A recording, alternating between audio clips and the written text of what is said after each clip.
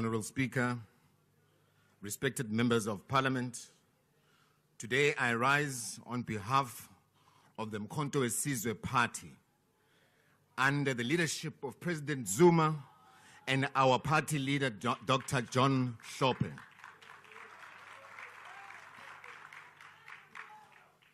Honorable Speaker, I believe this bill, in fact this vote, perpetuates economic inequalities and fails to address the needs of the majority of South Africans, particularly the most disadvantaged communities in the rural areas and the poorest of the poor, one of those being Shawelo.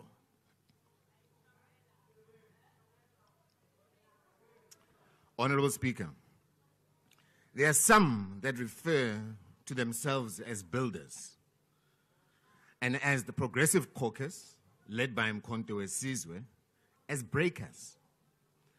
Now, how is it that we are referred to as breakers when the same president led the breakdown of the same state entities that he is nestling in the presidency today?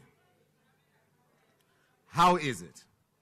The only conclusion I can give is that they refer to us as breakers because they know, as the incoming government, we are going to be the breaker of service delivery records.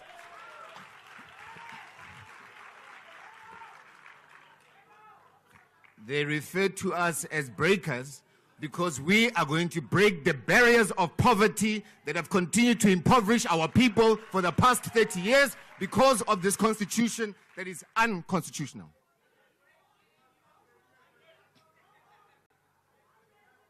Now, as the howlers continue, I'll continue to be progressive. Speaker. The Speaker at the podium, please take your chair. There is a point of order. Yeah, thank you very much, Deputy Speaker. Deputy Speaker, I'm rising in terms of Rule 66. We've been abused, Honorable Deputy Speaker, by members of the ANC.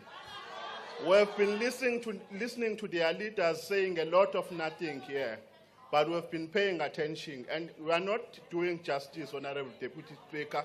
We are not protecting the Speaker there. Can you kindly protect the Speaker?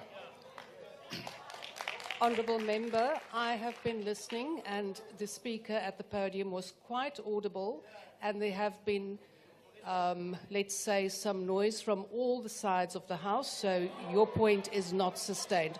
Speaker at the podium, please continue. Nice try.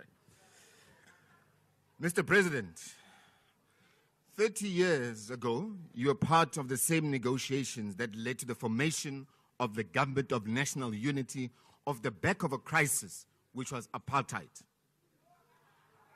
In the same negotiations, being the chief negotiator with these racists, you led the conclusion of a constitution that we today find ourselves with, that continues to favor the few and continues to exclude the downtrodden people. It is for exactly this reason, Mr. President, that we are calling for the change of this constitution that you negotiated 30 years ago and that continues to protect the few.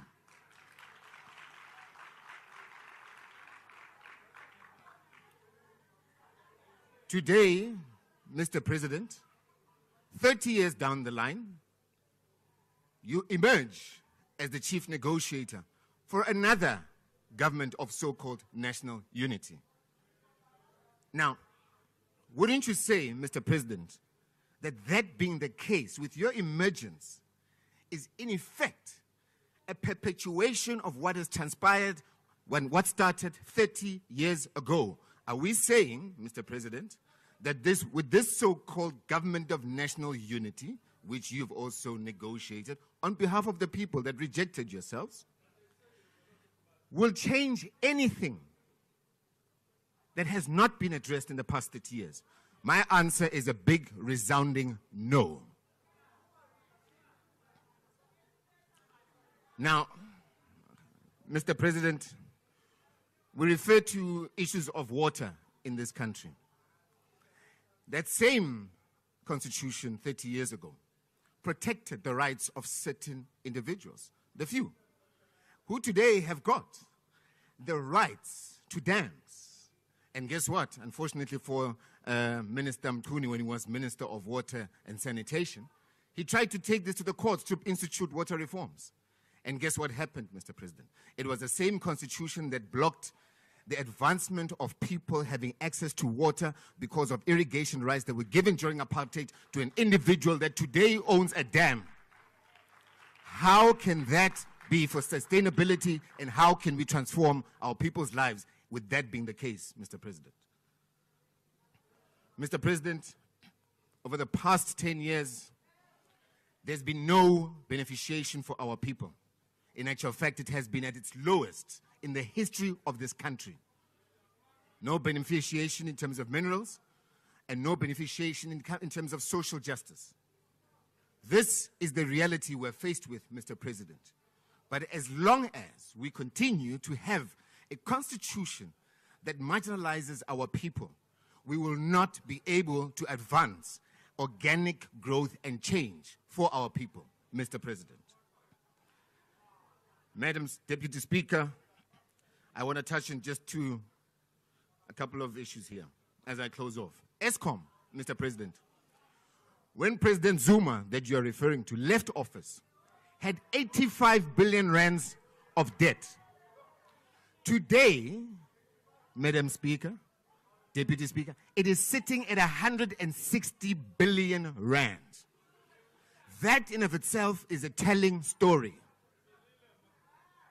Mr. President, ESCOM is not Shanduka. Mr. President, Glencore today is paid double the tariff rate for coal.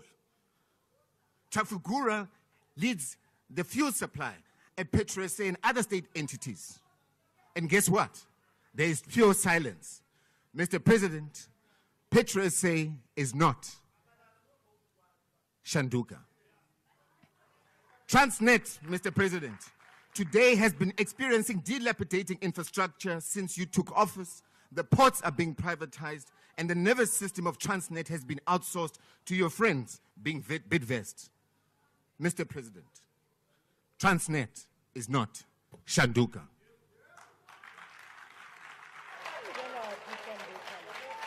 I now invite the